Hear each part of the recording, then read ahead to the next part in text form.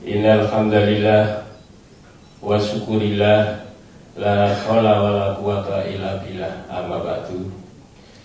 Yang saya hormati Bapak Ketua Pembina beserta dengan jajarannya, yang saya hormati Dewan Pengawas beserta dengan jajarannya, seluruh pengurus Yayasan Jamaah Haji maupun Yayasan Al-Mabrur, yang saya hormati narasumber yang pada pagi hari ini bersama-sama dengan kita.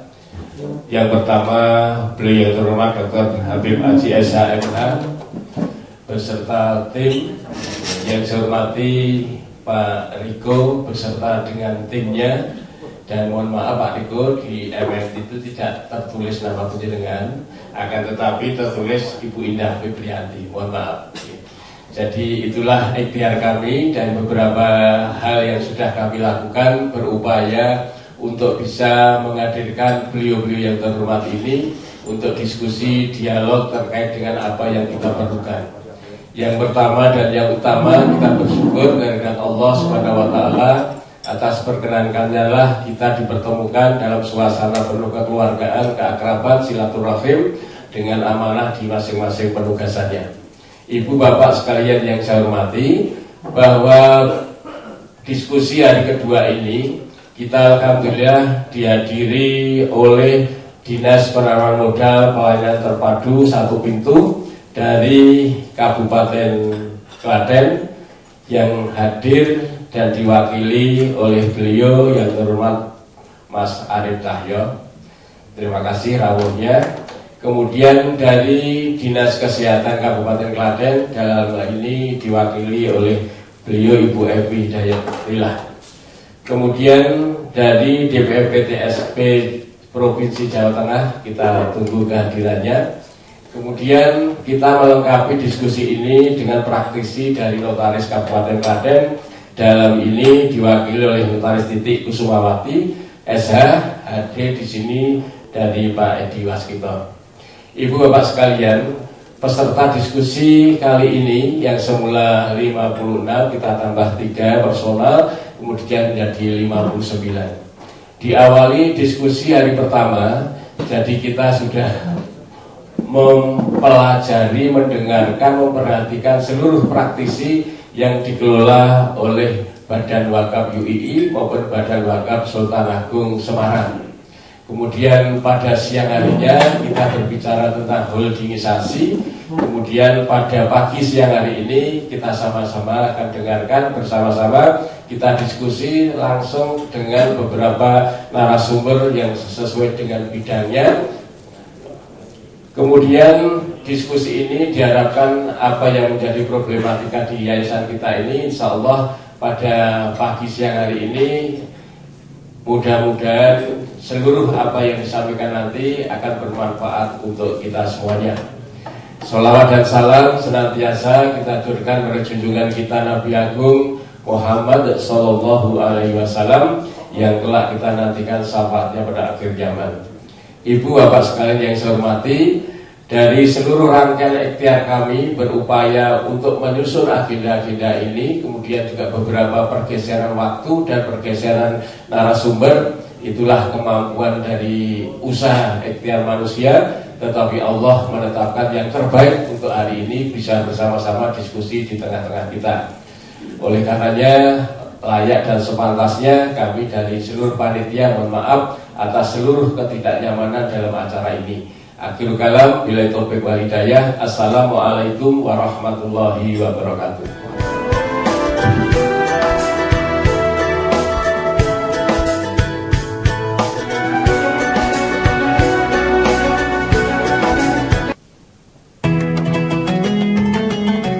Bismillahirrahmanirrahim. Assalamualaikum warahmatullahi wabarakatuh. Alhamdulillah wa syukurillah wa la hawla wa la quwwata illa billah. Wassalatu wassalamu ala rasulillah wa ala alihi wa sahbihi wa mawalah wa ba'du.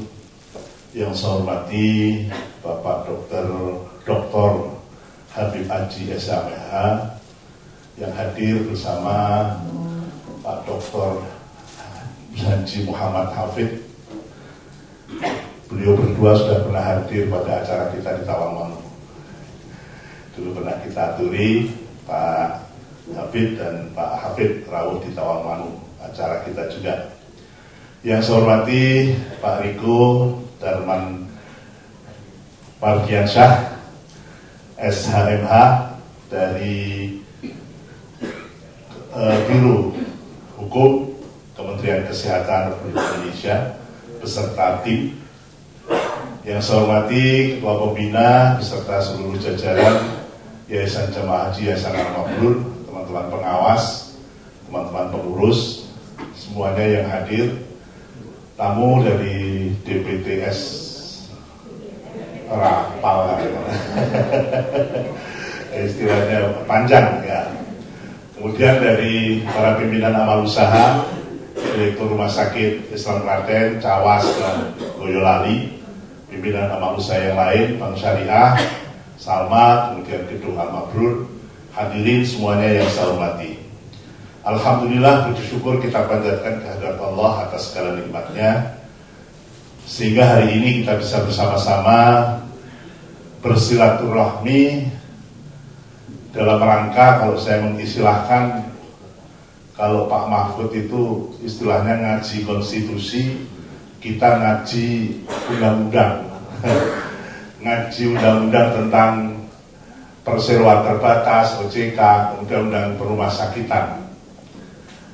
Kemarin kita juga sudah ngaji bersama-sama tentang pengalaman empirik dari 2 yayasan besar, yang itu akan menjadi role model kita, dan kita hari ini akan lebih memantapkan lagi dengan ngaji bareng tentang aturan perundang-undangan.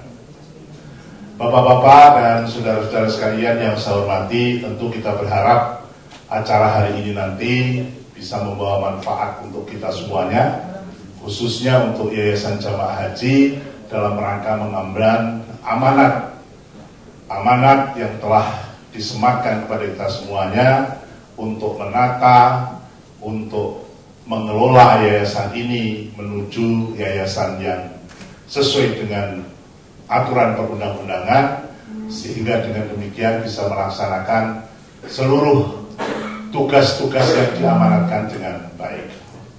Bapak-bapak dan saudara-saudara sekalian yang saya hormati, kepada Pak Habib dan Pak Riko perlu kami haturkan bahwa yang ingin kita bedah pada hari ini yaitu tentang penggabungan yayasan. Dulu pada tahun 2011, ketika kita ingin memperpanjang izin Rumah Sakit Umum Islam Klaten ini, kita sudah mempunyai beberapa amal usaha.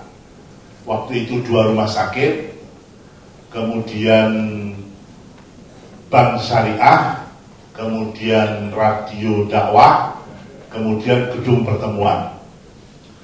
Pada saat itu semua amal usaha tersebut di bawah naungan Yayasan Jamaah Haji. Ketika kita ingin memperpanjang izin kita kepentok dengan undang-undang perumah sakitan waktu itu, yang di sana disebutkan bahwa rumah sakit yang yayasan yang mengelola rumah sakit tidak diperkenankan, tapi bahasa undang-undangnya tidak seperti itu, tidak diperkenankan untuk mengelola amal-amal usaha yang lain. Jadi rumah sakit ya rumah sakit saja, tidak yang lain. Dan ternyata benar, kita proses izin-izin itu yang mentok-mentok, sehingga nggak turun-turun izin perpanjangannya. Maka kemudian kita mencoba juga mencari solusi, karena yang resah bukan hanya kita dari Yayasan Jamaah Haji, Rumah Sakit Islam Klaten, tapi rumah sakit yang juga sejenis dengan kita, yang yayasannya punya amal usaha yang lain, juga mengalami hal yang serupa. Sampai masalah ini kita sidangkan beberapa kali, pernah di Jakarta, pernah di Bali, oleh Persatuan Rumah Sakit Swasta Nasional. Waktu itu saya yang mewakili ke Bali untuk membicarakan masalah itu dengan Persana, yang hasilnya juga masih belum ada solusi waktu itu. Maka karena izin rumah sakit ini juga harus segera hadir, maka solusinya adalah kita membuat skoci, yaitu Yayasan Al-Mabrur, untuk menaungi kegiatan amal usaha di luar rumah sakit. Maka pada tahun itu lahirlah Yayasan Al-Mabrur yang kemudian diamanati untuk mengelola bank syariah, kemudian radio, kemudian juga gedung pertemuan. Yayasan Jamaah Haji hanya mengelola rumah sakit saja. Nah, kemudian pada perkembangannya, setelah ada ikhtiar dari berbagai pihak, ada judicial review yang diajukan oleh beberapa kawan dari kelompok-kelompok pengelola rumah sakit. Akhirnya disetujui MK-nya, tetapi, nah ini yang ingin saya konfirmasi, tapi sampai ke bawah itu kok nggak mengalir gitu kabar tentang hasil judicial review-nya, sehingga di lapangan, di daerah itu sering kita masih mengalami kendala-kendala perizinan yang masih mengacu dengan undang-undang perumahan tersebut. Lalu itu hari ini tentu kita ingin ngaji bareng. Kalau kita nanti, karena ada beberapa aspirasi, nampaknya kalau dua ini ya kurang efisien, lebih baik satu, ada aspirasi begitu. Nah, kalau nanti kita gabungkan, nah tentu ini nanti ngajinya dengan Pak Habib Haji, bagaimana caranya, kemudian bagaimana impact-nya, karena tentu kita ini Yayasan Jamaah Haji nanti kalau mengelola semuanya berarti harus memahami undang-undang yayasan, juga harus memahami undang-undang perseroan terbatas, harus memahami undang-undang OJK, sekaligus harus memahami undang-undang perumahan. Nah, inilah yang ingin kami dapatkan pada hari ini. Kami ingin pastikan, kami ingin konfirmasikan, sehingga kami nanti yakin bahwa hasil diskusi ini nanti akan bisa menjadi bahan yang strategis untuk diputuskan oleh pembina kedua yayasan, baik Yayasan Jamaah Haji dan pembina Yayasan Al-Mabrur, untuk digabungkan atau tidak digabungkan, to be or not to be. Nah, untuk itu sekali lagi tentu kami sungguh berharap dari Pak Habib, Pak Riko dan teman-teman memberikan konfirmasi tentang beberapa hal, sehingga apa-apa yang sesungguhnya sudah diperbolehkan betul-betul bisa mengalir sampai ke bawah informasinya, sehingga ada keseragaman sikap. Karena kadang-kadang, mohon maaf, di pusat memperbolehkan, tapi di tingkat daerah itu masih tetap takut-takut. Nah, ini yang ingin kami pastikan kira-kira seperti apa, sebab kalau memang nanti tidak ada masalah, tentu penggabungan ini akan kita lakukan. Tapi kalau ada resistensi, tentu kita akan mundur teratur kalau ada resistensinya. Saya kira ini yang bisa saya sampaikan dari Bapak sekalian pada diskusi kita hari ini. Mudah-mudahan Allah memberikan taufik hidayahnya pada kita semuanya, membuka hati kita, pikiran kita semuanya untuk bisa melaksanakan acara hari ini, dan mudah-mudahan hasilnya bisa bermanfaat. Kurang lebihnya mohon maaf. Akhirul kalam. Wassalamualaikum warahmatullahi wabarakatuh. Baik, terima kasih. Assalamualaikum warahmatullahi wabarakatuh. Alhamdulillahirabbil alamin wa bihi nasta'inu ala umuri dunya waddin. Asyhadu an la ilaha illallah wa asyhadu anna Muhammadan abduhu wa rasuluh. Allahumma shalli ala Muhammadin wa ala alihi wa ashabihi ajma'in, amma ba'd. Alhamdulillahirabbil alamin. Bapak, Ibu dan saudara-saudara yang dihormati, wabil khusus yang terhormat Ketua Pembina Yayasan Jamaah Haji dan Yayasan Al-Mabrur Klaten dan jajarannya, Bapak Pengawas Yayasan Jamaah Haji Klaten dan juga Yayasan Al-Mabrur Klaten yang berhormati pula, Bapak-bapak pengurus beserta jajarannya, tidak ketinggalan Bapak Ibu pengampu amanah kepemimpinan, pada amal usaha di lingkungan Yayasan Jamaah Haji Klaten dan Yayasan Al-Mabrur Klaten yang kami banggakan. Juga pada bapak ibu-ibu undangan dari Dinas Kesehatan Kabupaten Klaten, juga dari kantor DPM PTSP. Ini agak lancar karena saya membaca. Tadi dibatik pasti. DPM PTSP, baik provinsi sudah berkenan rawuh nanti, dan juga dari Kabupaten Klaten, Mas Arif. Mas Arif ini dulu yang kita konsultasi untuk masalah NIB, persiapan NIB kita. Alhamdulillahirabbil alamin. Pada pagi hari ini kita diberi kemudahan dan kenikmatan yang luar biasa agungnya dari Allah Subhanahu wa taala, dan juga diberi kelancaran di dalam melaksanakan aktivitas keyayasanan kita. Tentu ini bagian dari rahmat Allah Subhanahu wa taala kepada kita bersama, khususnya di pagi hari ini. Bapak Ibu dan saudara-saudara yang hormati, alhamdulillahirabbil alamin. Pada pagi ini kita juga diberi kemudahan untuk melaksanakan dan melanjutkan rangkaian acara diskusi kita berkenaan dengan tema penggabungan yayasan. Acara ini kita selenggarakan selama 2 hari dan telah dimulai pada kemarin hari Jumat tanggal 24 Februari tahun 2023 dengan pokok bahasan yang pertama tentang holdingisasi rumah sakit, dan yang kedua tentang pengalaman empiris yayasan dan badan hukum yang mempunyai jenis amal usaha beragam. Kemarin sudah kita ikuti bersama. Acara ini sekaligus menjadi bagian dari rangkaian Raptum atau rapat tahunan Yayasan Jamaah Haji Klaten dan Yayasan Al-Mabrur Klaten.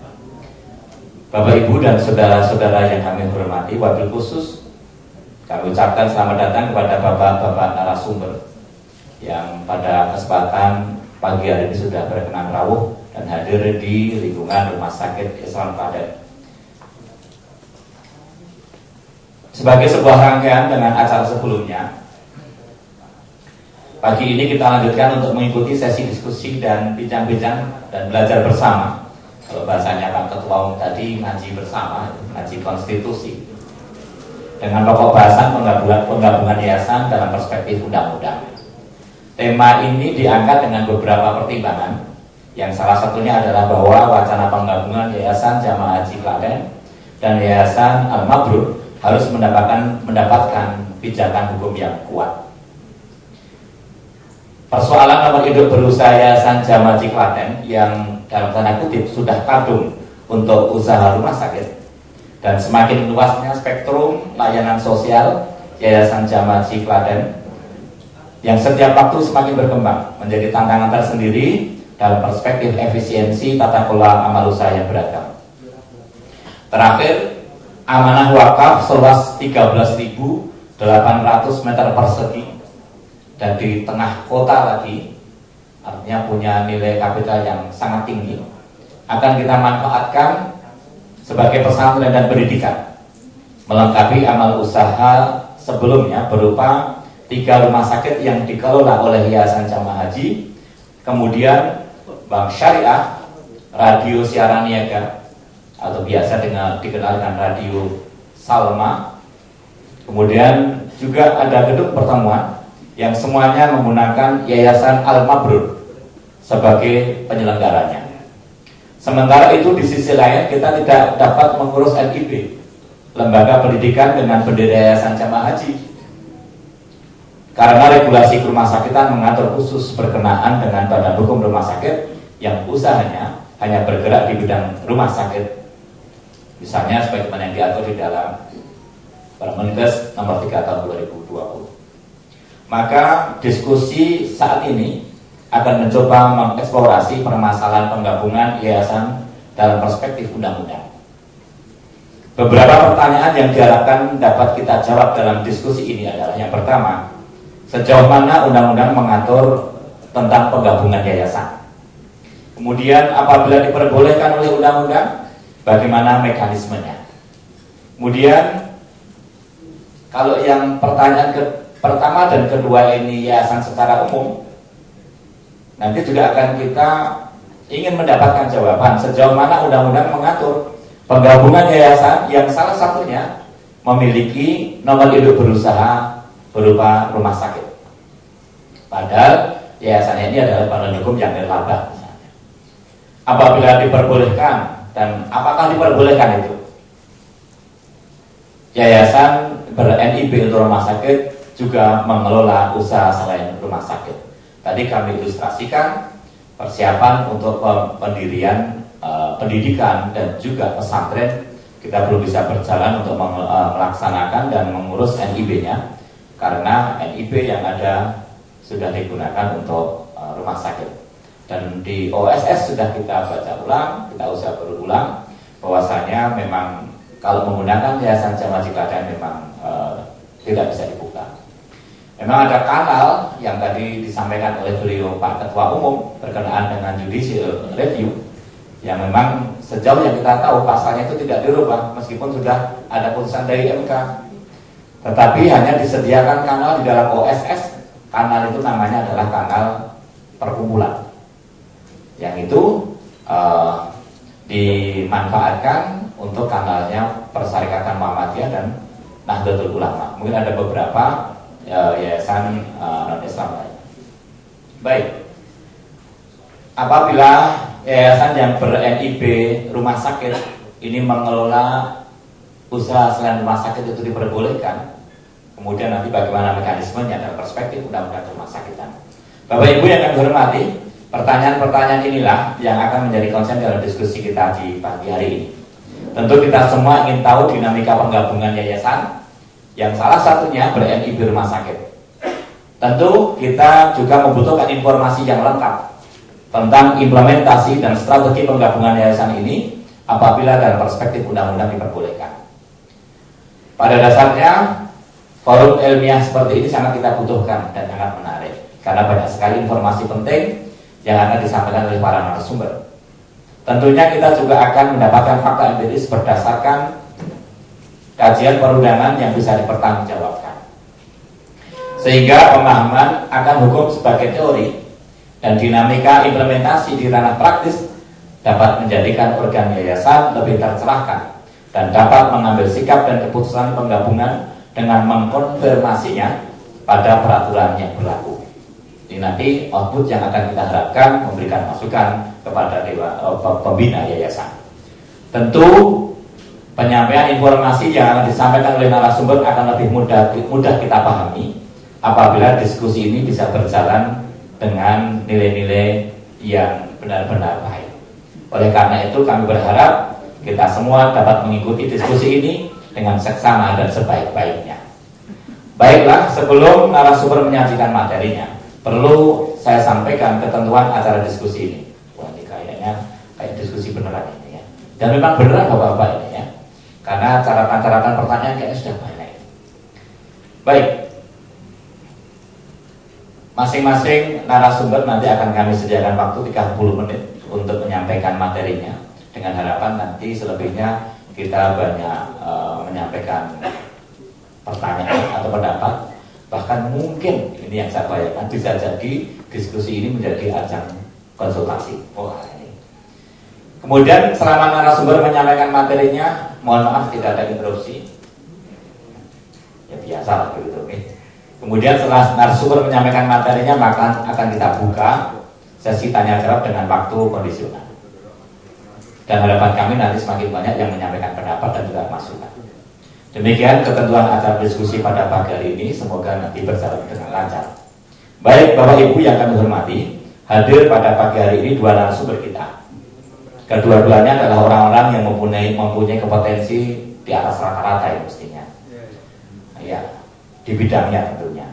Baik sebagai birokrat yang sehari-hari berkecimpung dalam bidang hukum kesehatan, dan juga praktisi hukum yang berkecimpung dalam kenotariatan, tetapi juga mempraktekannya dalam dunia akademis karena menjadi dosen juga. Akan kami perkenalkan satu persatu dari keduanya. Yang pertama, tentu tidak asing bagi bapak-bapak yayasan sekalian. Beliau seorang notaris senior di Surabaya, Bapak Dr. Habib Haji SHM MH. Pria kelahiran Bandung pada tanggal 20 Mei 1961.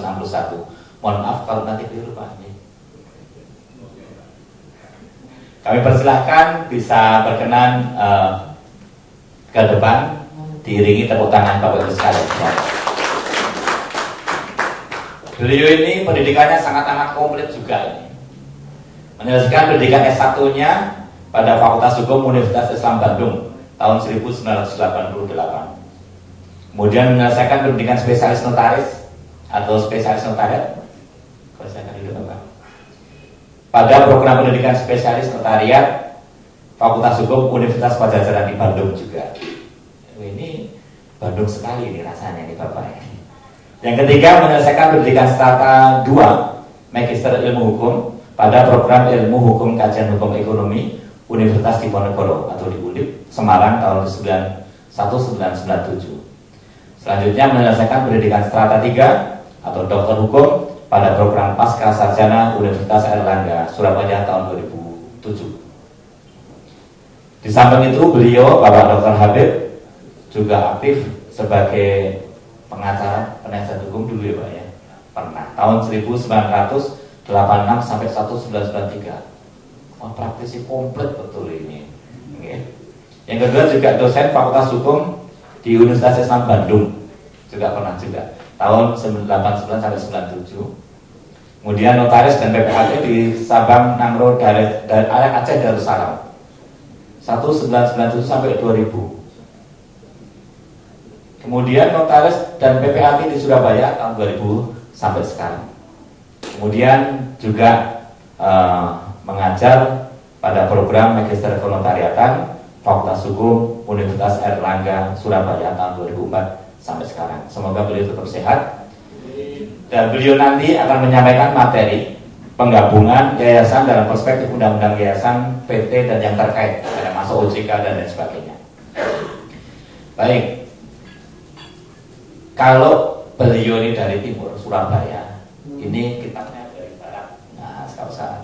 Yang kedua, beliau adalah bapak.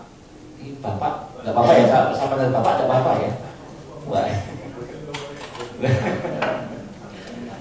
Ya, Bapak Riko Mardiansah SH.MH. Kami persilakan Bapak membawa bendera. Beliau ini sehari-hari bekerja dan berkhidmat di Kementerian Kesehatan RI.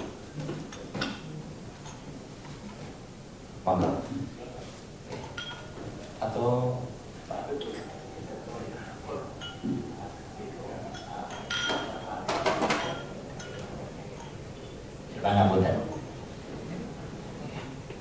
tepatnya di Direktorat Jenderal Pelayanan Kesehatan Kementerian Kesehatan RI.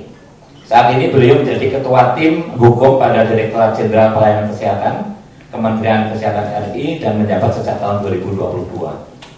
Sebelumnya pernah menjadi perancang peraturan perundang-undangan di Direktorat yang sama, kemudian juga menjadi Kasubag Advokasi Hukum dan Humas di Direktorat ini pula. Komplit juga, mudah tapi komplit juga. Pendidikan beliau sarjana hukum di Universitas Pariaman Bandung, lulus tahun 2009. Baik. Kemudian Magister Ilmu Hukum di Universitas Indonesia, lulus tahun 2016, dan saat ini menempuh program Doktor Ilmu Hukum di Universitas Indonesia. Kita doakan mudah-mudahan segera selesai. Baik, beliau namun tidak sendirian. Ini membawa tim. Tapi ini bukan tim hore Bapak-Bapak, ini tim berbobot semua ini ya. Yang pertama Mas Puguh Trianto SH. Ini bagian dari tim kerja hukum Setdijen Yankes. Mas Puguh Trianto kan bersama bisa naik ke panggung sekalian. Dari yang muda dulu yang panggil ya. Baik, silakan. Kemudian yang kedua Mas Leonardo Michael Mati Taputi SH.MH. Lalu silakan monggo. Dan yang ketiga Mas Basa Febrianto SH.MH. Mereka ini dari tim kerja hukum Setdijen Yankes. Anda silahkan monggo. Baik, Bapak-bapak yang kami hormati, Pak Riko nanti akan menyampaikan materi penggabungan yayasan dalam perspektif perundangan rumah sakitan. Ini yang sering kita diskusikan karena mentoknya pada peraturan perundangan berkenaan dengan bermasa kita. Oleh karena itu kami mohon sudah bisa mempersiapkan catatan-catatan, pertanyaan atau masukan yang lain sebagainya. Insya Allah nanti kita akan berbanyak diskusi dan dialog pada siang hari ini. Bapak, Ibu, dan saudara-saudara yang kami hormati, baik, kita akan masuk narasumber yang pertama. Beliau Bapak Dr. Habib Haji SHMH yang nanti akan menyampaikan penggabungan yayasan dalam perspektif undang-undang. Mungkin nanti akan banyak sekali baik teori maupun praktek-praktek yang sudah ditangani oleh beliau. Waktu nanti 30 menit, mohon maaf Bapak.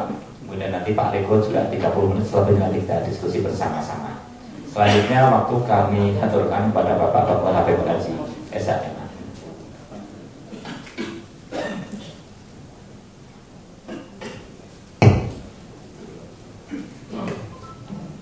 Baik, terima kasih.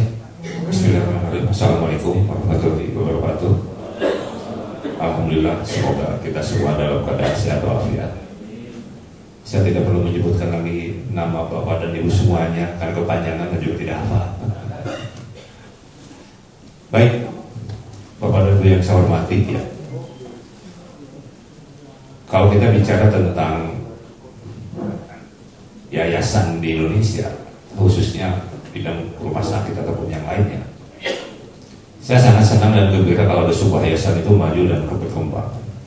Tapi menjadi keprihatinan saya ketika yayasan itu bermasalah dan ribut. Dan saya bukan hanya satu kali, saya dengan Pak Hafid itu beberapa kali menjadi saksi ahli untuk yayasan. Bisa saya berikan contoh. Di Jawa Tengah sendiri, Pak Hafid punya data, mungkin Bapak dan Ibu yang tergabung dalam asosiasi rumah sakit swasta, berapa di Jawa Tengah? Pak Anas lebih tahu. Pak, ya, yayasan Islam juga mengelola rumah sakit, pada akhirnya ribut gitu. Jangankan urus orang yang sakit, urus yayasannya tidak becus gitu. Itu tuh banyak Pak, yang rebutan pembina, rebutan pengurus, rebutan pengawas, banyak itu. Ya, tidak perlu jauh-jauh, tetangga kita di Jawa Tengah itu ada. Itu kalau sudah begitu saya tidak bisa apa-apa lagi kan itu. Khawatirnya kalau sudah nanti Pak Riko ini mencabut izinnya, ini yang repot. Izinnya yang dicabut ya sudah repot kan. Nah itu mudah-mudahan ini tidak terjadi lah di Yayasan Jamaah Haji Klaten ini, semuanya baik-baik saja kan itu. Apalagi mengurus umat yang demikian banyak ini, insya Allah semuanya bisa diberkahi oleh Tuhan. Yang kedua misalnya apalagi Yayasan Pendidikan. Terakhir saya di Mojokerto, sebuah stikers, mahasiswanya protes karena ijazahnya tidak diakui Pak waktu dia melamar, karena rektornya diangkat oleh ketua yayasan yang tidak sah. Sampai hari ini diberisi Pak, artinya LMDT turun tangan, rektornya di LMDT Pak, jumlah mahasiswa turun. Sampai hari ini lulus, baru kembali putusan selesai. Ini pengadilan kena pusing juga, ini gugatannya di MO. Gak bisa bayangkan rebutan apa sih Pak sebenarnya? Terakhir saya di Makassar, mohon maaf di Mataram, Universitas Azhar, Islam juga Pak, rebutan juga. Dikti turun tangan, kasihan di sana ada fakultas kedokteran yang sangat besar. Istilahnya apa? Kolokium ya. Apa tuh tidak bisa izinnya keluar Pak, untuk dia jadi dokter. STR-nya Pak, kasihan Pak. Ngadu kemana Pak? Gugat lagi rektornya, banyak Pak itu. Yang mau lebih memprihatinkan apa? Nah ini Bapak dan Ibu, yayasan masjid pun ribut. Yang satu bikin yayasan mengelola masjid, yang satu bikin yayasan mengelola parkirnya masjid.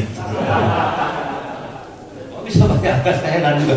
Masjidnya sama, tapi ini mengelola kegiatan sholat rutin, 5 waktu, Jumat dan lain-lain. Tapi kan kotak amalnya Pak. Tapi yang di luar itu mengelola parkir masjid dan kuburan yang keramat itu Pak. Untung tidak minta royalti kepada yang mati kuburannya dikelola Pak. Ribut juga bayangkan Pak. Banyak yang seperti itu Pak. Yayasan masjid Pak. Nah ini jangan sampai terjadi lah, mudah-mudahan kita semua bisa menjaga semua ini dengan baik dan benar. Ini itu pengalaman-pengalaman kalau tidak baik, tidak benar akan terjadi seperti itu.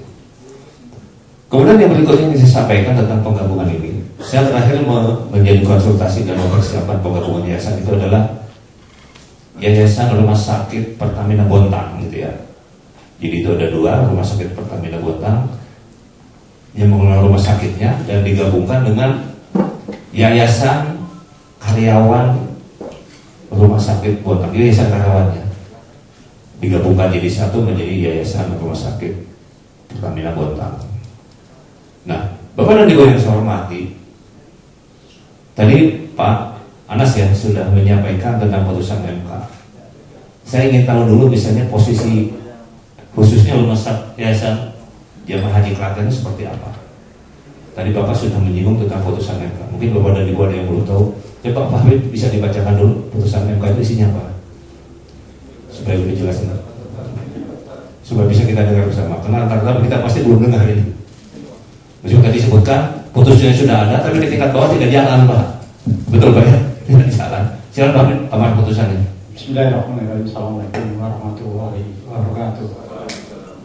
Putusan MK nomor 38 PUU ke 11 Romawi 2013 menyatakan 1. Mengabulkan permohonan pemohon untuk sebagian.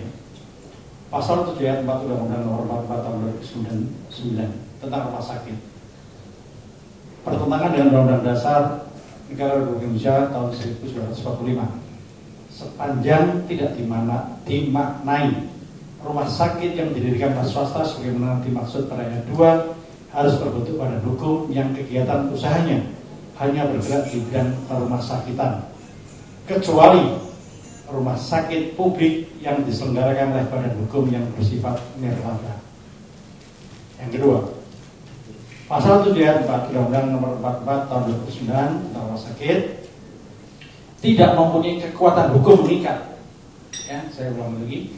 Tidak mempunyai kekuatan hukum mengikat sepanjang tidak dimanai rumah sakit yang didirikan oleh swasta sebagaimana dimaksud pada ayat 2 harus berbentuk badan hukum yang kegiatan usahanya hanya bergerak di bidang rumah sakitan, kecuali rumah sakit publik yang diselenggarakan oleh badan hukum yang bersifat nirlaba. Baik Bapak dan Ibu, itu putusan MK ya. Memang di tingkat putusan seperti itu. Jadi waktu putusan itu kan dilakukan oleh Muhammadiyah ya. Memang sebelum Muhammadiyah membawa ke MK, saya dan Pak Habib ke pengurus pusat diminta pendapatnya dari putusannya sehingga seperti itu. Jadi begini Bapak dan Ibu, pertanyaan kita adalah apakah Yayasan Jamaah Haji Klaten posisinya di mana? Publik atau privat? Publik ini dimaknai dari pemerintah. Gitu. Jadi kalau misalnya Pemda, kota kabupaten, provinsi, kemudian pusat, itu publik maksudnya Pak.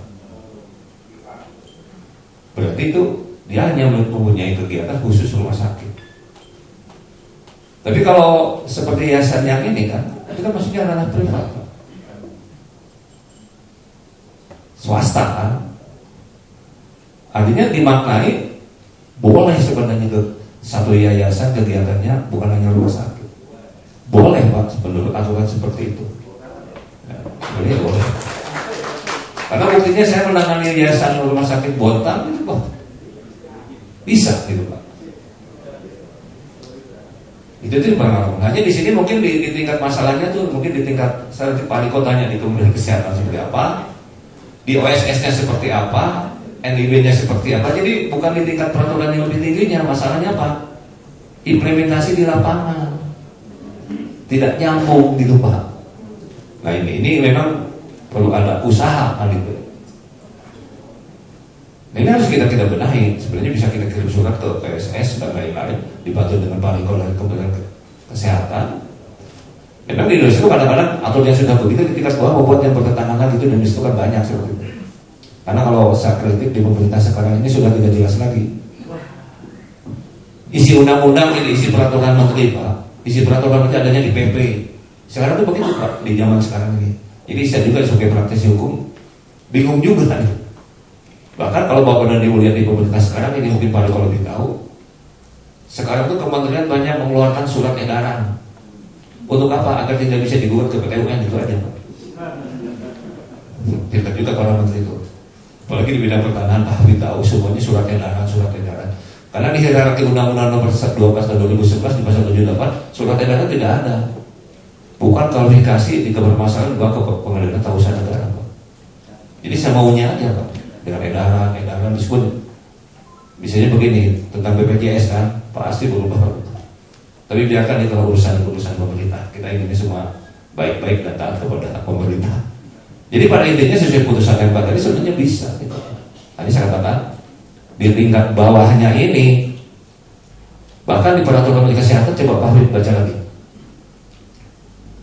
Peraturan Menteri Kesehatan nomor 3 tahun 2020 ya.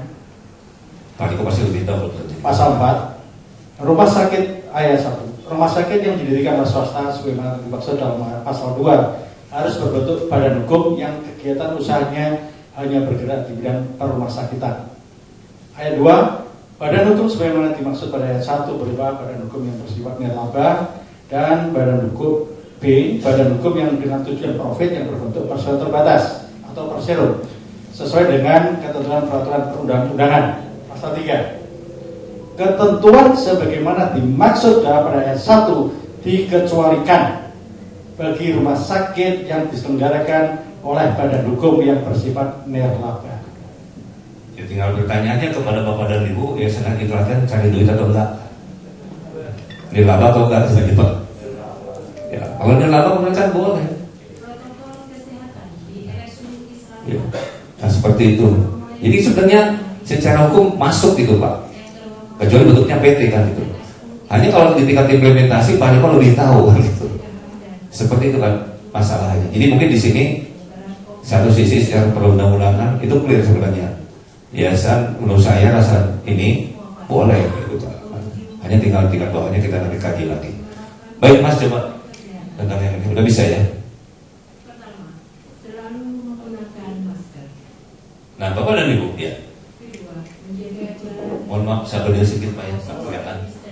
Baik Bapak dan Ibu yang saya hormati, mohon maaf Bapak sini atau gimana? Bukan mengusir Pak. Di Undang-Undang Nomor 16 Tahun 2001 karena undang-undang ini tentang yayasan ya, sehingga orang mengatakan katanya ya undang-undang ini ya akhir karena waktu itu mohon maaf mempersoalkan yayasannya Pak Harko gitu Pak. Tapi nggak apa-apa, kita terima apa adanya. Di sini disebutkan bahwa penggabungan itu dilakukan dan menggabungkan satu lebih yayasan dengan yang lain dan mengakibatkan yayasan menggabungkan diri menjadi bubar. Jadi kalau yayasan apa Al-Mabrur dengan Haji Klaten, kira-kira yang besar yang mana Pak? Atau yang Mabrur atau yang Klaten ya? Yang mau dihidupkan yang mana? Berarti Mabrur akan bergabung ke yayasan Klaten kan? Berarti dari dihukum itu bubar semua. Kan gitu. Nah kalau bubar begitu ya Bapak dan Ibu harus diperhatikan. Apa yang harus diperhatikan yayasan yang bubar itu? NPWP-nya, ada dinas pajak kan? Bayar NPWP-nya dihapus begitu saja. Karena dalam praktek Indonesia itu lucu Pak. Harusnya kalau bubar itu kan NPWP-nya berakhir. Tapi kadang-kadang dinas pajak meminta apa? Akta pembubarannya gitu Pak. Begitu nggak Pak? Ini apa Pak? Sama bandingannya CV menjadi PT Pak. CV punya NPWP. Harusnya ketika CV jadi PT, CV-nya selesai. Tapi dinas pajak NPWP-nya kalau tidak dibubarkan tetap tiap tahun ditagih terus. Nah ini perhatikan nanti. Apa ucapan saya benar atau tidak di Klaten saya tidak tahu nanti. NPWP Al-Mabrurnya diminta pembubaran atau tidak? Harusnya kalau demi hukum tidak. Itu satu. Yang kedua aset. Punya aset kan Pak? Asetnya bagaimana nih? Misalnya mobil, rumah, utang, dan lain-lain. Itu juga harus diperhitungkan Pak. Jadi kalau sebelum melakukan penggabungan ini. Karena waktu saya di yayasan Pertamina itu saya butuh waktu 3 bulan Pak. Untuk mengelola semua ini. Utang-utang dan lain-lain ke pihak ketiga. Dan yang berikutnya adalah karyawan. Harus dihitung Pak. Jadi tidak semudah bergabung jadi B selesai. Hak-hak yang lama itu harus kita perhitungkan ya. Jadi ini butuh waktu. Artinya kalau segi penggabungan boleh, tapi non teknisnya itu lebih banyak gitu Pak. Jadi mungkin polanya seperti itu ya. Nah di sini dikatakan ya, Alasan penggabungan kegiatan usaha tanpa yayasan lain ada nggak di sini? Nggak ya. Dua yayasan ini baik-baik aja kan? Rukun ya. Yayasan menerima penggabungan baru segera sejenis. Atau yayasan menggabungkan diri tidak pernah melakukan perubahan undang-undang dasar hukum. Ya mungkin Bapak bisa pakai yang aja. Kan tidak sejenis kan Pak ya? Yang tadi mengelola radio, gedung pertemuan, betul ya? Nggak yang biasanya maaf ya kan. Jadi menggunakan yang ini, yang C saja. Memang kita punya alasan, harus ada alasannya gitu Pak. Ada alasannya untuk penggabungan. Kemudian mekanismenya usul penggabungan yayasan dapat disampaikan oleh pengurus kepada pembina. Nah ini juga hati-hati Pak.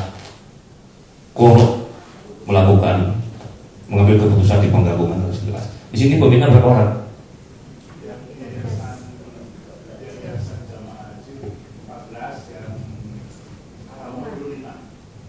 Ya 3/4-nya dihitung Pak.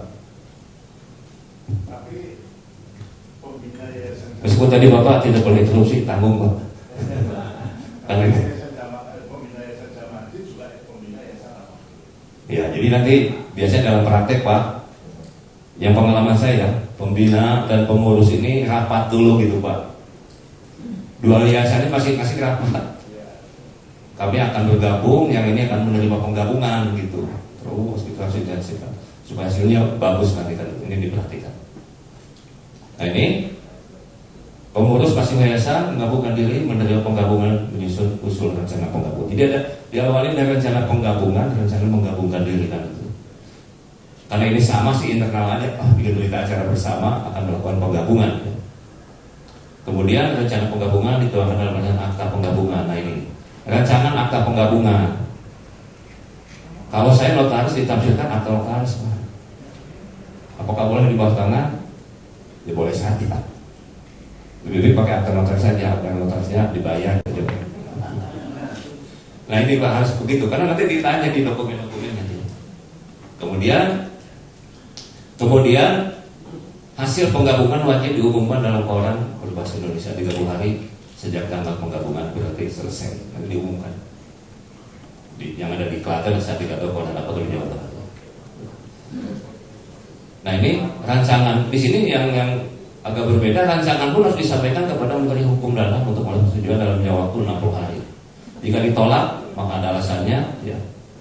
Nah ini mekanisme seperti itu. Kita peraturan pemerintahnya seperti itu. Nah ini sama ada perubahan ya di Undang-Undang Nomor 28 ya. Seperti itu ya. Waktunya sama ya. Nah peraturan pemerintah disebutkan bahwa nah di sini yang penggabungan diri adalah bubar karena hukum tanpa diperlukan likuidasi. Jadi sebenarnya kalau dia bubar NPWP itu dengan hilang sendirinya aja, hasil penggabungan kita sampaikan. Itu bisa katakan nanti di tingkat bawah karena bisa berbeda, mudah di Klaten ini tidak begitu gitu. Kalau tidak paham jadi susah semuanya. Jadi mengakibatkan berakhirnya karena hukum semua aktiva dan pasifa. Nah ini Pak, perizinan misalnya, izin radio dari siapa? Enggak dari pemerintah kan? Kemenfo, Yayasan Al-Mahmud kan? Terus apa lagi? Bank Syariah? Betul ya? Ke Al-Mahmud juga kan? Nah Bapak harus bisa menangani itu nantinya. Dengan penggabungan ini berubah menjadi yayasan di Klaten. Itu harus diperhatikan juga. Memang itu waktu Pak. Tata cara, nah ini penggabungan dilakukan dengan cara menyusun usul rencana penggabungan oleh pengurus masing-masing yayasan. Jadi Al-Mahmud rapat, Haji Proses rapat, mau bergabung, masing-masing rapat. Jadi keterangan nama yayasan atau penulisan akan melakukan penggabungan. Jadi Al-Mahmud kan ya. Penjelasan dari yayasan mengenai alasan dilakukannya penggabungan harus ada. Laporan keuangan, kegiatan utama, rincian masalah yang kira-kira muncul, cara pelaksanaan harian, pelaksanaan kegiatan, karyawan yayasan dan penggabungan. Nah ini Pak, ini kan Bapak dan Ibu lebih tahu. Karyawan di Al-Mahmud akan dibuat seperti apa? Apa dikeluarkan, diberi pesangon atau akan tetap menjadi karyawan yayasan haji kan itu? Perkiraan jangka waktu. Nah kemudian yang berikutnya ada keterangan nama pembina, pengurus dan pengawas hasil penggabungan ini. Kan tidak mungkin dari haji Klaten semua kan, yang lainnya harus masukkan itu. Kemudian rancangan perundangan dasar yang menerima penggabungan jika ada seperti itu. Kemudian ya disebutkan tentang rancangan ini. Nah ini ketika rancangan penggabungan selesai maka harus mendapat persetujuan dari pembina masing-masing yayasan. Ya, nah di sini memang ada kewajiban rancangan saja dibuat dengan akta notaris dalam bahasa Indonesia. Kemudian yang berikutnya adalah ya, akta disampaikan kepada menteri, memang ini secara online ya. Jadi seperti biasa ya.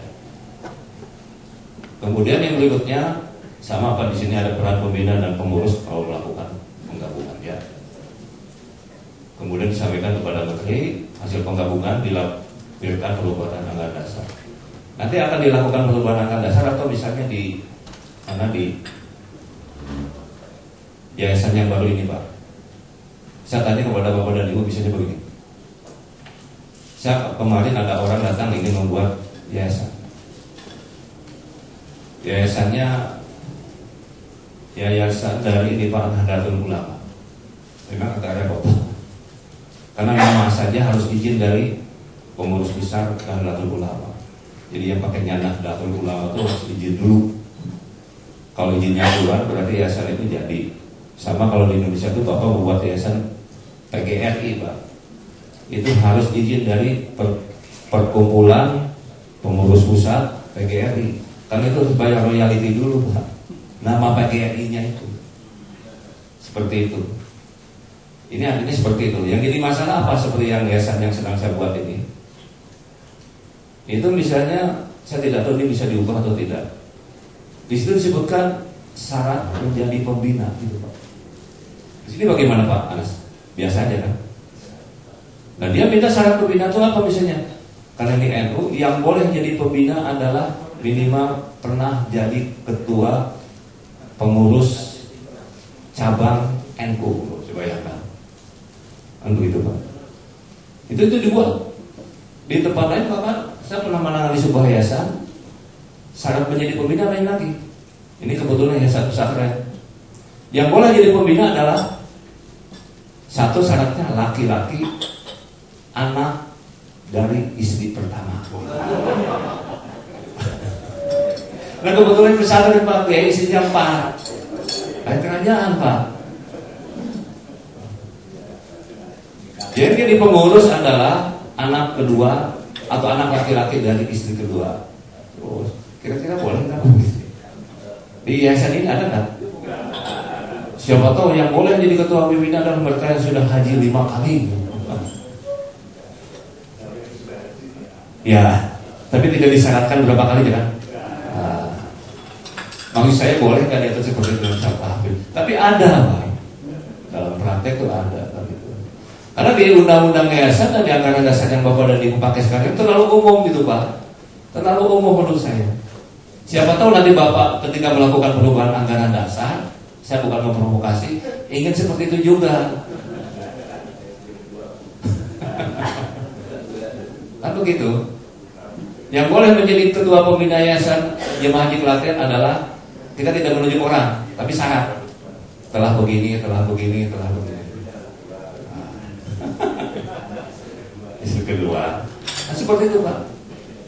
Mungkin tanya sama Pak Anas nanti sebagai pengurus. Kalau enggak gitu, silakan Bapak dan Ibu atur seperti apa. Karena di undang-undangnya menyebutkan apa? Yang boleh jadi pembina adalah orang yang punya dedikasi kepada yayasan.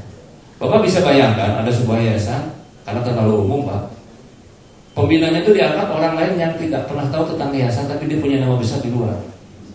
Bapak tahu di undang-undang yayasan kan, yayasan punya kekuatan yang sangat luas termasuk memberhentikan pengawas dan pengurus. Begitu dia masuk dia habisi semua Pak.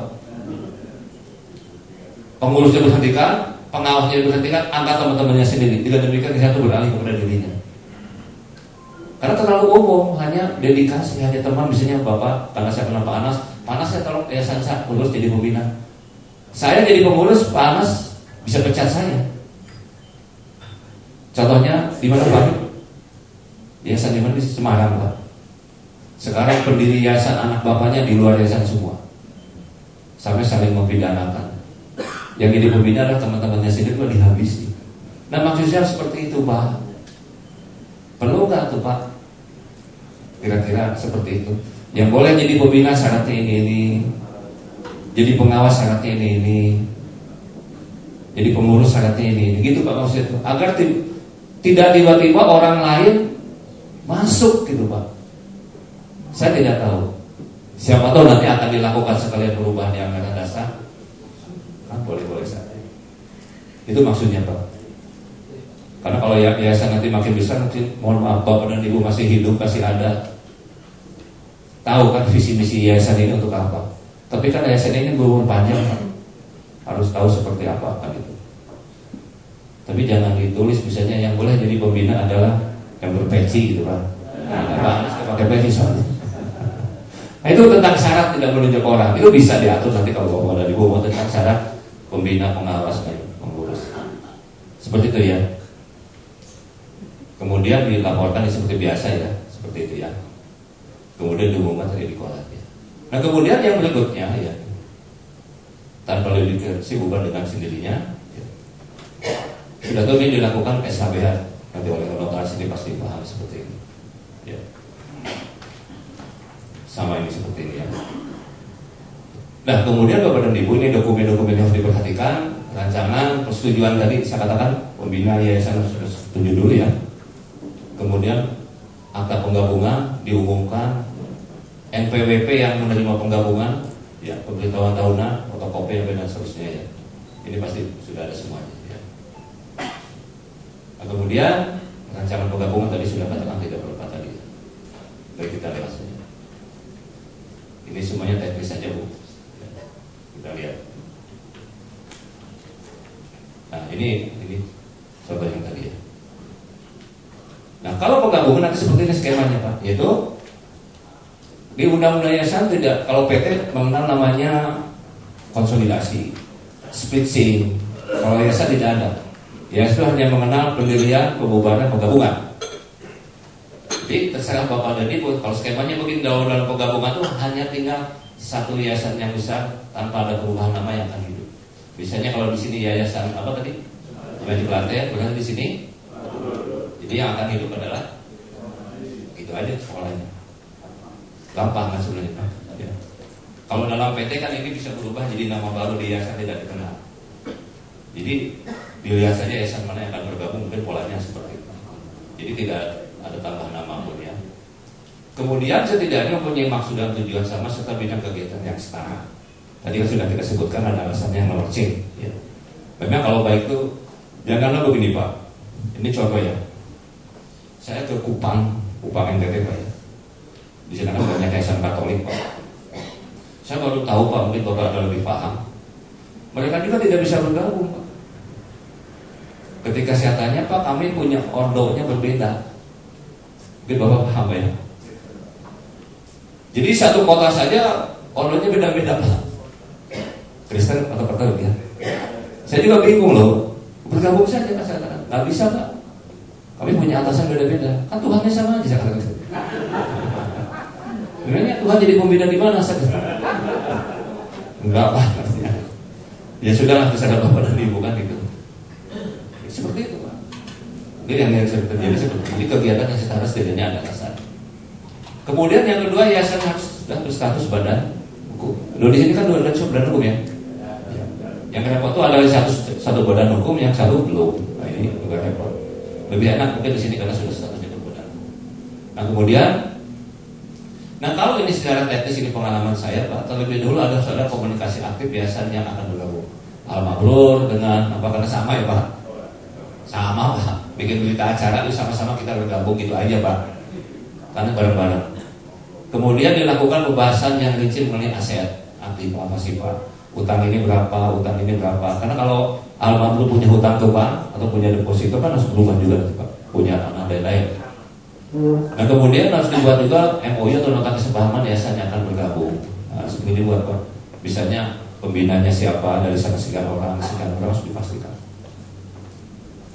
Kemudian jika semuanya sudah selesai, masing-masing pengurus yayasan yang akan bergabung dan menggabungkan diri melakukan rapat rencana penggabungan dan dibuat usulan penggabungan ya.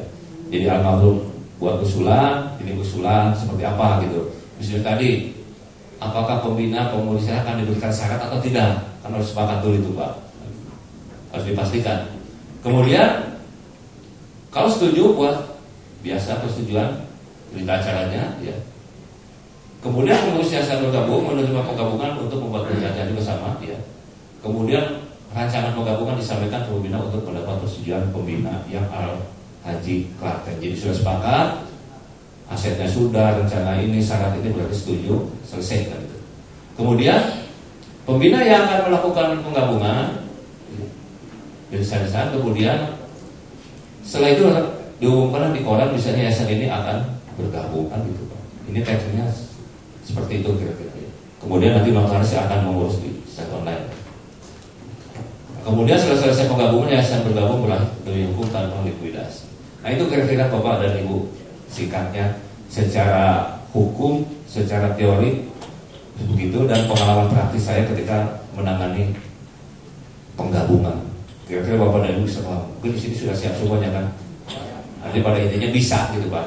Hanya kita bisa menanganinya dengan baik atau tidak.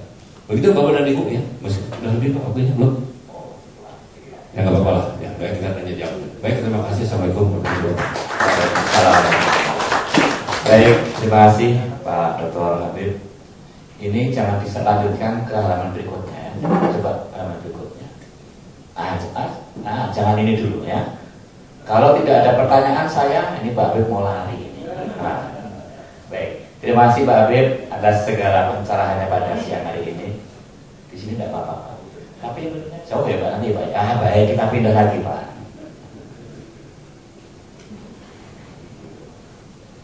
Saya masih muda, pindah-pindah tidak apa-apa Pak.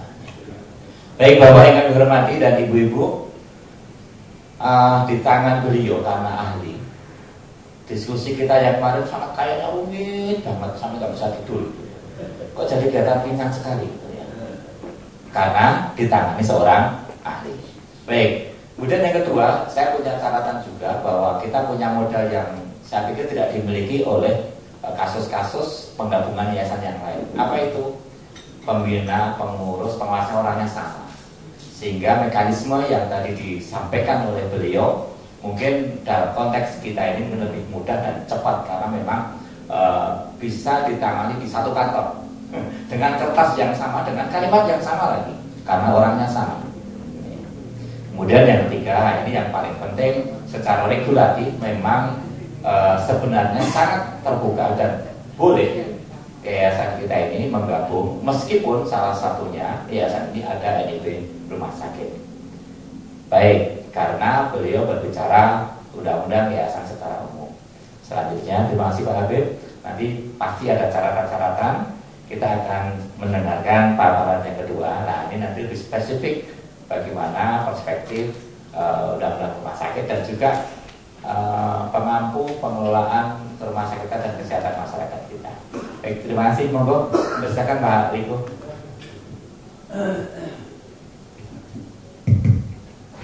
Assalamualaikum warahmatullahi wabarakatuh.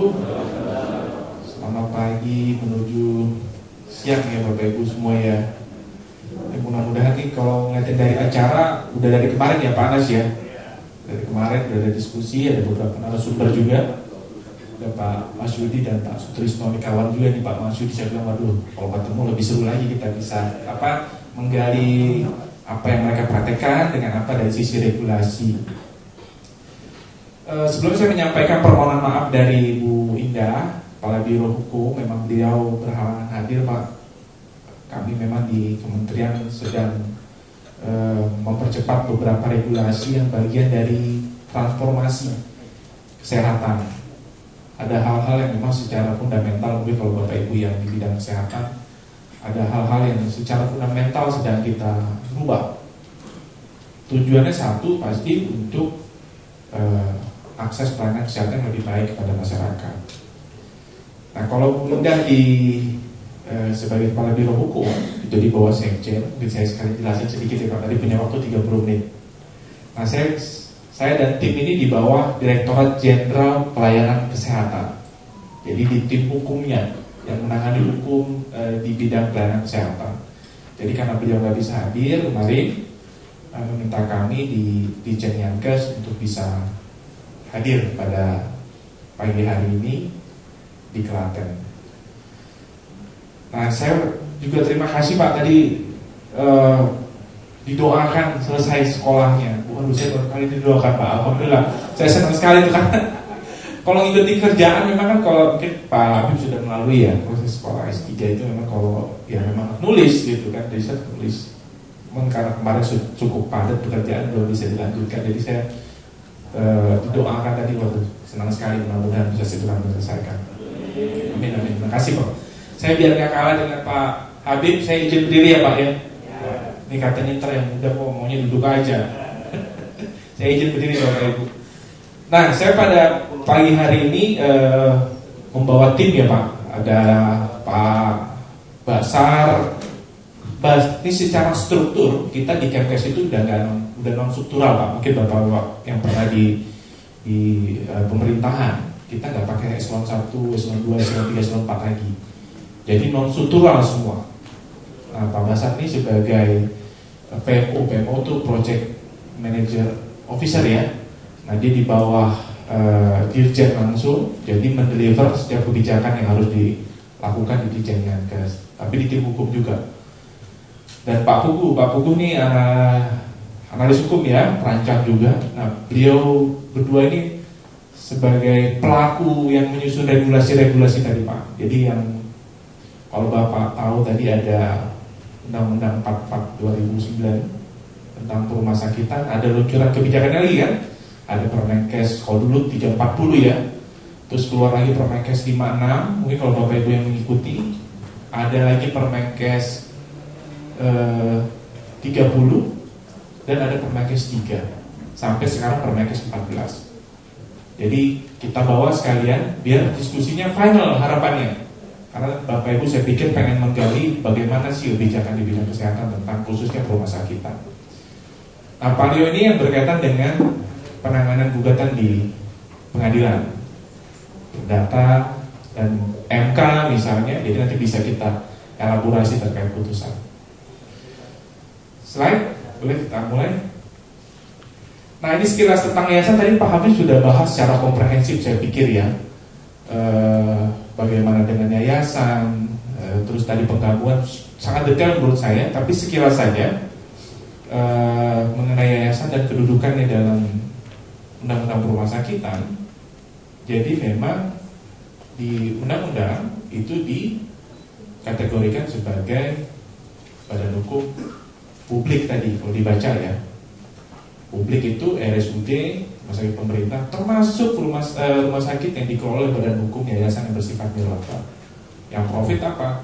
Yang profit tentu bersyarat terbatas, PT. Walaupun kadang-kadang kita penasaran juga, ini benar nggak sih uang yang dihasilkan itu memang untuk kesejahteraan umat kembali gitu? Kalau PT kan jelas dia ya bisa kembali ke bersyarat terbatasnya, bisa untuk pengembangan.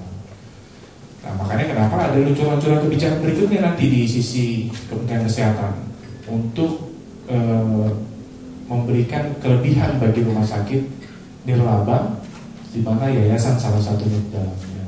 Karena punya bidang-bidang ya, bidang sosial, keagamaan dan kemanusiaan. Slide. Nah, ini perspektif penggabungan. Tadi mungkin saya bisa lewati juga karena Pak Habib sudah menjelaskan secara detail. Cuma mengingatkan kembali memang di bicara quorum tadi Pak. Jadi memang kami juga banyak menangani case ya, laporan kan masuk ke kami kalau ada permasalahan kepemilikan rumah sakit misalnya, yaitu sampai akhirnya mengganggu izin rumah sakitnya sendiri, termasuk operasionalnya.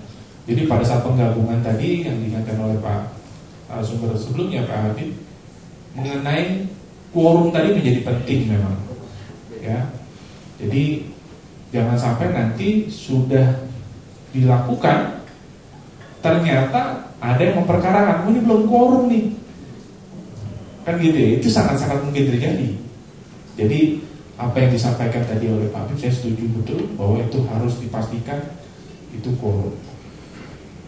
Nah, kemarin ada juga kami ada dari dinas, saya lupa daerahnya di mana ya, konsultasi rumah sakit daerah, mereka berdiri sudah puluhan tahun, tapi ternyata digugat oleh yayasan. dimenangkan oleh yayasan, tanahnya dimiliki ternyata dimenangkan oleh yayasan. Saya bilang, ya dulu gimana waktu mendirikan aja, lempar batu dibangun apa gimana? Harusnya kan ada perjanjiannya. Nah, kadang-kadang mungkin dulu kita nggak pernah berpikir frame hukum itu penting gitu, karena puluhan tahun berdiri rumah sakit daerah, akhirnya ada klaim dari yayasan. Ya akhirnya sekarang terkendala izinnya, gitu. Terkendala izinnya. Pernah terjadi itu, lupa saya di daerah Jawa sebenarnya Pak.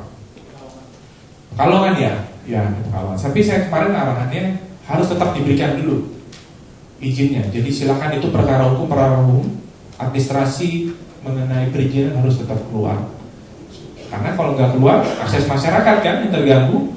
Padahal di sana ada pasien-pasien JKN. Di Sumatera Utara juga terjadi. Ini rebutan kepemilikan yayasan.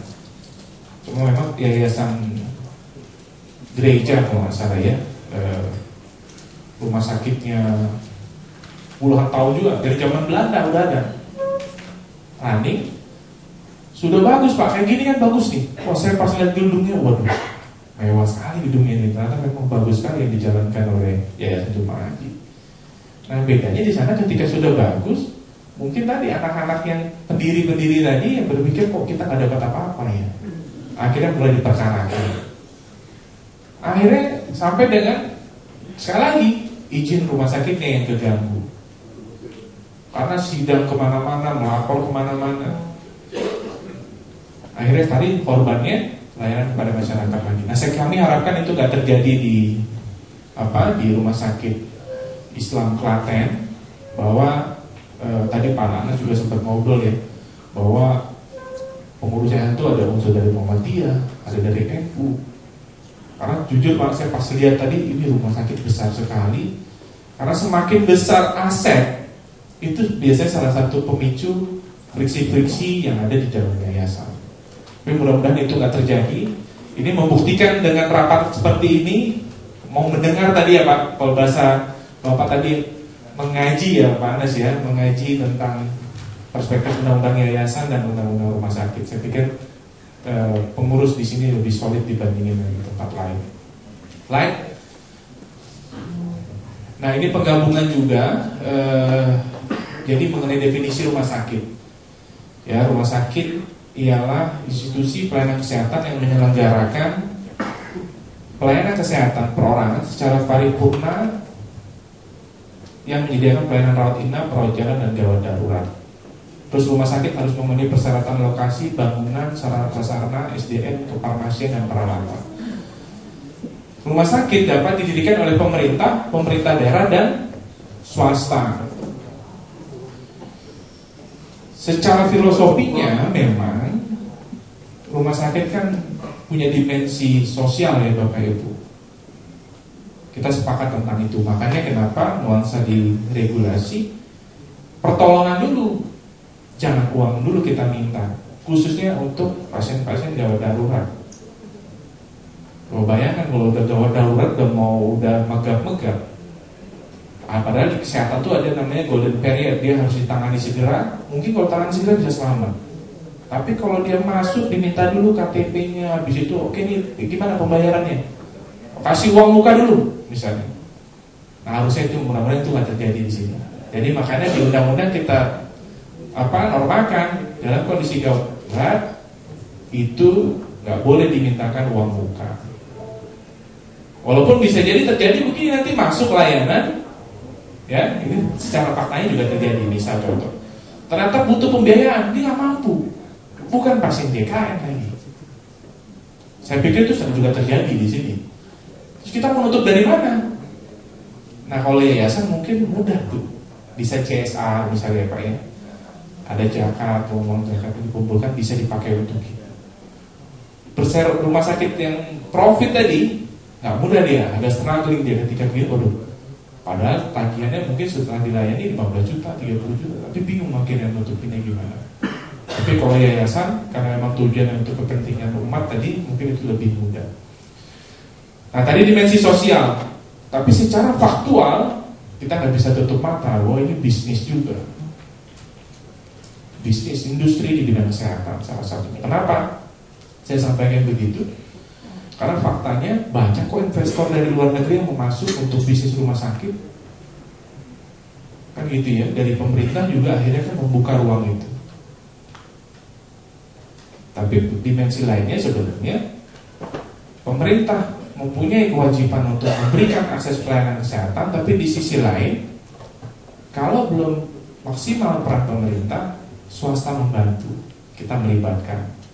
Makanya kenapa hadir juga rumah sakit Islam Klaten untuk membantu tugas pemerintah memberikan akses pelayanan kesehatan kepada masyarakat.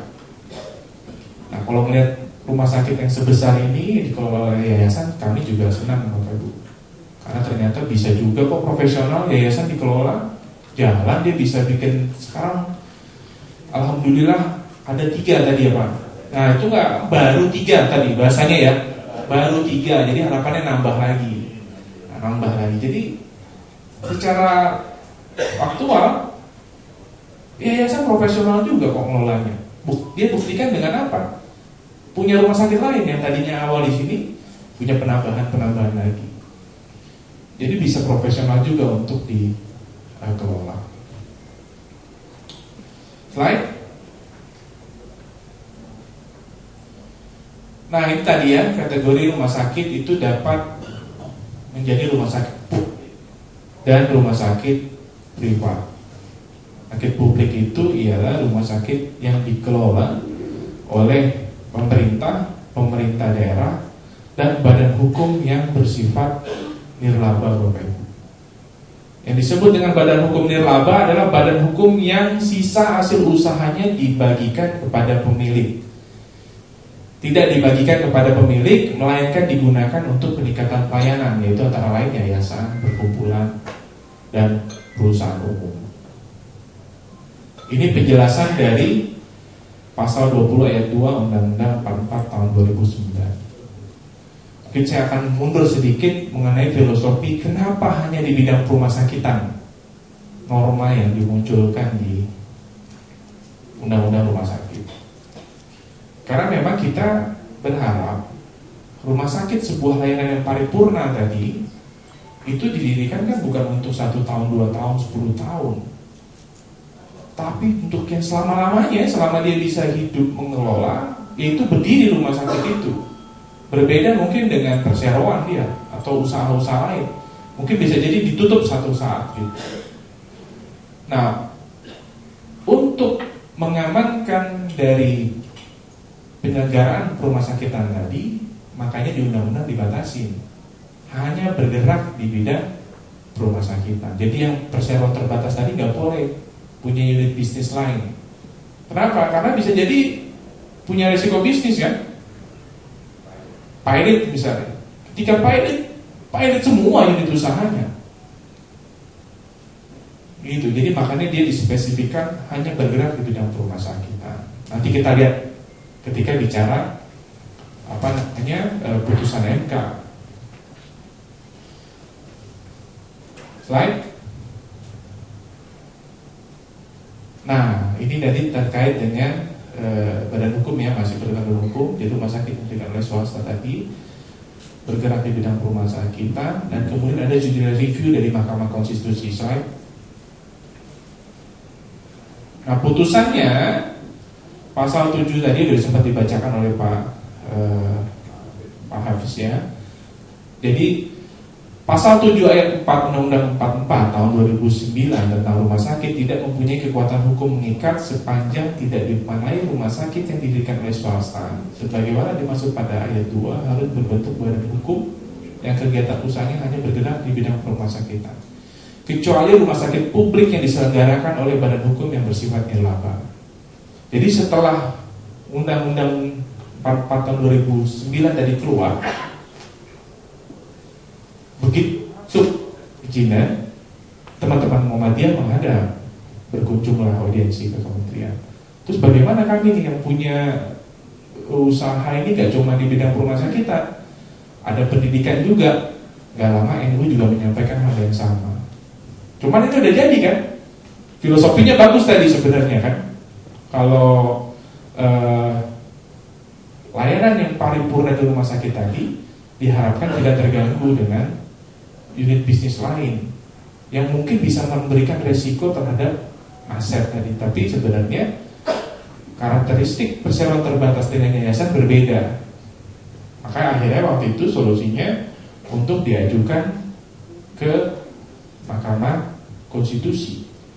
Tapi bukan berarti mereka ujuk-ujuk. Sebenarnya teman-teman dari Muhammadiyah itu beberapa kali sudah audiensi dengan kita, dan memang mereka sudah berdiri sebelum negara kita ini merdeka, gitu ya. Karena sebelum negara kita merdeka jadi udah ada. Gimana kalau kita batasin di situ? Dan merubahnya nggak mudah untuk misalnya nanti keputusan membentuk yayasan baru misalnya. Nah, koordinasi waktu itu akhirnya supaya bisa dieksekusi harus dilakukan judicial review di Mahkamah Konstitusi. Dan akhirnya putusannya seperti ini. Nah, putusan ini Bapak Ibu, karena tidak membatalkan seluruh Undang-Undang 44, beda dengan Undang Ciptaker. Kalau Bapak Ibu yang mengikuti ya, dibatalkan secara keseluruhan, maka harus ada perpu keluar dari Presiden untuk jangka waktu tertentu. Perpu tadi dalam waktu tertentu harus disahkan oleh DPR. Walaupun sekarang akhirnya sudah lewat waktu, belum mendapatkan pengesahan. Nah, berbeda dengan Undang 44, hanya sebagian yang dicabut, dianggap tidak berlaku. Jadi bidang single purpose tadi yang khusus untuk rumah sakit mana tadi ya, yayasan dan PT tadi dikecualikan untuk yang yayasan yang bersifat nirlaba. Karena hanya sebagian, makanya kalau Bapak Ibu baca di beberapa regulasi turunannya setelah itu, nah, tadi ada Permenkes 56 itu masih kayaknya ya, 56 masih menyebutkan single purpose. Tapi begitu ada Permenkes 30, Permenkes 3, dan terakhir Permenkes 14 nih buat teman-teman dari dinas ya, dan DPPTSP ya untuk dicermati. Di Permenkes 14 tahun 2021 sudah dinyatakan bahwa hanya bergerak di bidang rumah sakit itu dikecualikan bagi kepemilikan rumah sakit yang kepemilikannya yayasan atau nirlaba. Itu satu poin Bapak Ibu. Ya, sekali lagi, regulasinya ada nggak? Ada, dasar hukumnya udah jelas. Cuman kan tadi dikeluhkan di tataran praktek kok nggak nyampe ya. Oh, jangan-jangan kurang baca apa memang sistem yang salah? Maksud saya OSS-nya ya. Tapi saya pikir teman-teman di daerah, saya pikir sudah tahu karena itu tertuang itu. Dan di PPT kalau memang lupa boleh nanti dibaca lagi. Tapi kan pagi ini sudah kita ingatkan bahwa itu sudah dituangkan di Permenkes 14 tahun 2021, dikecualikan hanya bergerak bidang rumah sakitan untuk yayasan tadi ya. Di sisi lain, kita proses perizinan sudah menggunakan OSS tadi ya. Mungkin sebelum OSS jalan nggak ada masalah Bapak Ibu. Kita acuannya dulu mungkin ada Permenkes 3, Permenkes 30, udah jalan terus. Sebenarnya walaupun waktu 56 keluar ya, 56 tahun berapa waktu itu? 2016 ya, 14. Setelah itu keluar pun yang yayasan tadi kita perbolehkan dia punya sekolah, dia punya rumah sakit. 56 belum dinyatakan setahu saya kalau nggak salah ya. Koreksi kalau keliru ya. Tapi kita acuan kita kan ada putusan MK. Tapi sekarang ya Bapak Ibu, karena bukan melalui sistem, kan ada operator, ini ada orang yang memutuskan. Jadi dia bisa memutuskan orang tadi. Misalnya tadi ada dinas, pemberi izinnya. Dia bisa putuskan tuh Pak, oh bisa diberikan kok, ada putusan ini. Walaupun setelah Permenkes 30, Permenkes 3 itu dilekatkan, dinormakan secara hukum. Nah permasalahan sekarang di sistem OSS-nya. Karena by system, sekarang kalau sistemnya nggak akomodir, nggak bisa dia. Permasalahannya gitu. Ada plus minusnya Bapak Ibu. Kalau dulu mungkin Bapak Ibu kurang-kurang dikit masih bisa jalan, keluar izinnya keluar. Kalau sekarang by sistem belum lengkap, nggak bisa diproses. Karena nggak ada toleransi sistem. Tapi kalau orang yang ngelola, oh boleh lah, kurang sedikit ya, besok diperbaiki gitu. Oh kurang dokumen ini misalnya, udah kita keluarin aja, besok diurus ya, 2 minggu harus segera diurus. Kalau sekarang nggak bisa Bapak Ibu. Apa yang disyaratkan di sistem OSS hanya bisa proses ketika Bapak Ibu melengkapi dokumennya, yang menjadi dokumen utama ya. Jadi sampai kapan pun nggak bisa keluar karena bersistem. Kekunci dia, ada tahapan-tahapan yang harus dilalui. Itu yang harus dipaknai dulu ya, bagaimana pemanfaatan sistem OSS ini. Jadi bukan ini aja, ada juga yang lain gitu. Nah akhirnya salah satu contoh, kan kalau di OSS itu ada persyaratan dasar. Abis nanti teman-teman ya dinas ya, DPPTSP ada persyaratan dasar. Kemudian nanti sudah menginput persyaratan dasar. Kalau belum lengkap persyaratan dasar nggak bisa keluar notifikasi ke dinas. Jadi dinas itu nggak akan pernah tahu ada pengajuan sebelum ada persyaratan dasarnya dipenuhi. Contoh persyaratan dasar itu IMB, sekarang apa bahasanya? PBG, ya, SLR misalnya. Itu bagian persyaratan dasar. Pertama kali sistem OSS keluar, kalau itu belum dipenuhi, nggak bisa dia masuk notifikasi ke dinas. Padahal penyakit kita mungkin udah puluhan tahun sebelum ada regulasi itu. Ada yang dari zaman Belanda dulu sudah berdiri, nggak ada PBG atau IMB-nya, apalagi SLR.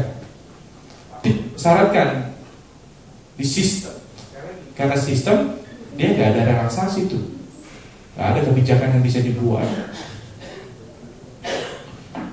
Nah sekarang kemarin kita infokan juga, jadi kalau ada persyaratan dasar sistem OSS bisa baca, walaupun kurang tadi mungkin di persyaratan dasar. Nanti sekalian karena ada teman-teman dinas ya dan DPPTSP, kita mengingatkan bahwa Kementerian Kesehatan sudah mengamanatkan percepatan perizinan salah satunya. Ya, ini di luar pembahasan. Jadi kalau memang sudah masuk yang masih menjadi ganjalan persyaratan dasar, itu jangan menghambat proses izinnya. Jadi proses izin itu harus tetap keluar. Yang kurang-kurang SLR, PBG, secara simultan silakan diproses. Tapi nggak boleh menghambat proses perizinan yang sudah diajukan, karena notifikasi ini sudah keluar ke teman-teman dinas. Jadi teman-teman dinas hanya melihat ranah yang menjadi kewenangannya hanya di bidang kesehatan, karena SLR PBG itu bukan ranahnya dinas kesehatan. Nah kalau dinas kesehatan sudah memberikan persetujuan, kan nanti pindah ke DPPTSP. Jadi jangan ditahan di dinas, harus dipindahkan kalau sudah. Dan yang kedua, kalau sudah administrasi kurang, bikin notifikasinya kurang, jangan dibiarin. Kalau sudah visitasi disetujui, jadi disetujui apa ditolak, nggak boleh digantung gitu. Pacaran aja digantung gak enak ya, panas ya. Ini ada yang digantung berbulan-bulan nggak keluar, ditanya kurangnya apa nggak dijawab. Jadi nggak boleh digantung, harus ditolak, diterima, keluar izinnya. Nah, balik ke topik ini, tadi kan yayasan ada 2, Yayasan Jemaah Haji Klaten, Yayasan Al-Mabrur. Yang masuk ke sistem OSS itu ialah Yayasan Jemaah Haji, ya, yang punya NIB. Makanya tadi pas kalau keputusannya untuk mempertahankan Yayasan Jemaah Haji, supaya kita nggak merubah izinnya lagi. Izin rumah sakitnya yang tadi kan masih berlaku semua ya Pak, izinnya. Apa ada yang mau habis nih sekarang?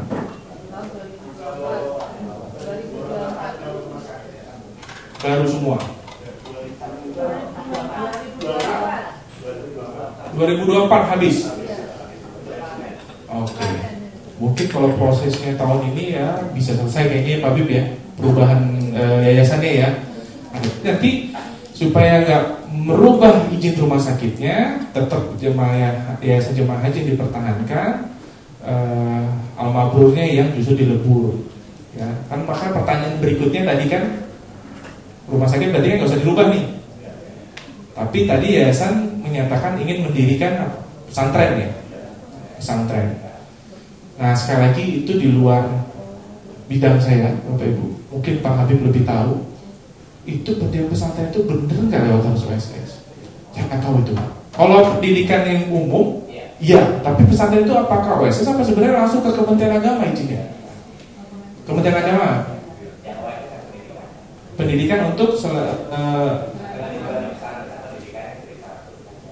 untuk madrasahnya. Oke. Nah sekali lagi teman-teman di PTSP ya, kalau yang pendidikan kan tidak dipersyaratkan harus single purpose kan. Jadi ada kekhawatiran sebenarnya kalau ini dilebur, maka nanti perpanjangannya bisa nggak gitu ya untuk rumah sakit. Jadi kalau yang sekali ya kita udah paparkan tentang rumah sakit itu nggak mesti single purpose untuk yang yayasan. Ada mungkin permasalahan di OSS, harap dari DPR PTSP bisa mengkoordinasikan itu. Apa permasalahannya? Sekali lagi karena sistem maka harus dikoordinasikan memang. Dia nggak bisa kebuka kenapa nih? NIP-nya berarti memang harus satu kan? Karena badan usahanya satu, yayasan gitu. Oke, slide masih ada ya? Nah ini konsekuensinya. Oke, jadi sama ya, intinya tadi penegasan itu tidak single purpose itu nggak berlaku untuk yayasan. Silakan, ini di sektor kesehatan ya, boleh dia mau punya sekolah, mau punya apalagi bank, tapi bank kayaknya harus beda tuh Pak, dia harus PT sendiri dia. Ya yang bersifat kemanusiaan tadi, yang sosial itu boleh, rumah sakit sudah dikecualikan, jadi nggak mesti single purpose untuk yang yayasan. Slide. Nah ini persyaratan, saya pikir tadi saya sudah sampaikan ya. Slide lagi.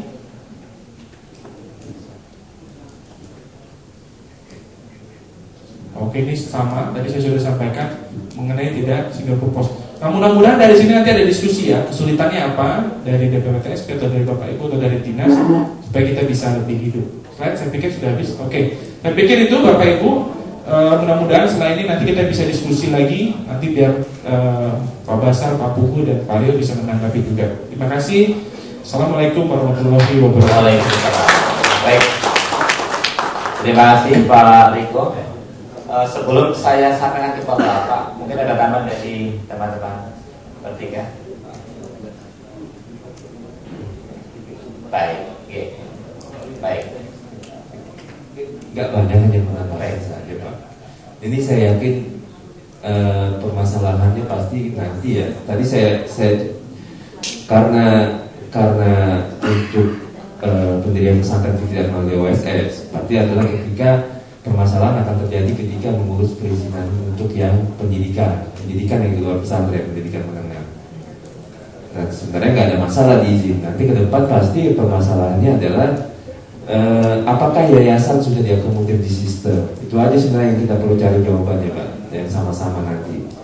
Kalau terkait dengan peleburan sudah ada dengan Pak Habib. Nah, nanti terkait dengan pengurusan NIB barunya, dengan penambahan kegiatan usaha, bahwa kegiatan biasanya kan kalau di OSS itu kegiatan utamanya satu pendidikan, sisanya pendukung, sebenarnya kegiatan pendukung. Nah itu berarti apakah sudah dibuka secara sistem? Nanti kita coba. Kemarin diskusi tadi malam kan katanya sudah bisa. Apakah betul?